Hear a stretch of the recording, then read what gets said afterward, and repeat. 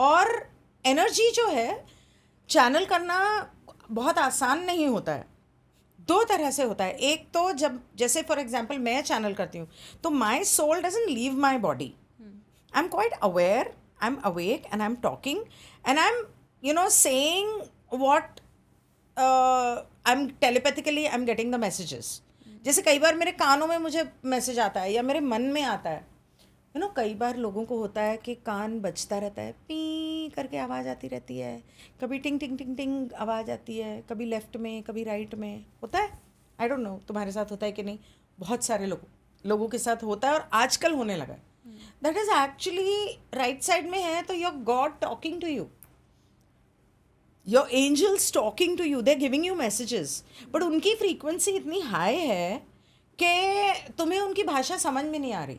At that point, you have to tell them, please give me messages in a manner which I can understand. यहाँ पर आती है angel healing, कि यहाँ पर आप थोड़ी सी एंजल हीलिंग को समझोगे तो आप इस चीज़ को समझोगे। तो जब आप चैनलिंग कर रहे हो तो मैं I channel my angels, I mean I call on to them, and angels भगवान देवता देवदूत ये सारे एक ही हैं, कोई अलग नहीं है।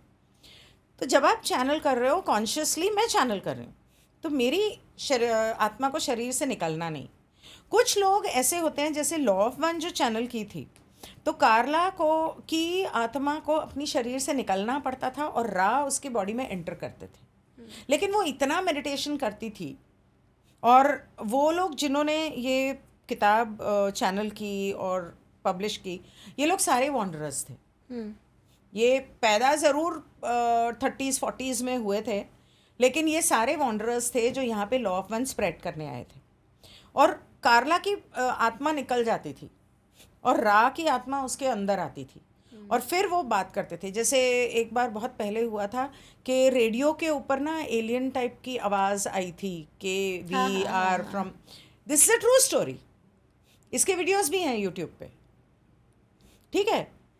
तो उस तरह से आवाज़ होती थी और वो जिम रिकॉर्ड करते थे और डॉन जो था वो सवाल पूछता था, it's a question and answer, जैसे Gita is a question answer, जैसे Ramayan is a question answer, सवाल जवाब के इसमें। क्योंकि लॉ ऑफ वन का पहला उसूल है, ब्रह्मांड का पहला उसूल है, आप किसी की फ्री विल को का उल्लंघन नहीं कर सकते।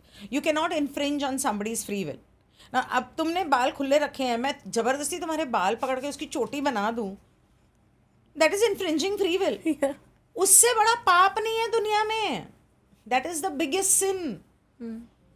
मुझे पानी पीना है, तुम मुझे चाय दे रही हो भाई मेरे को पानी पीना है, तुम मेरी फ्री विल इन्फ्रिंज कर रही हो।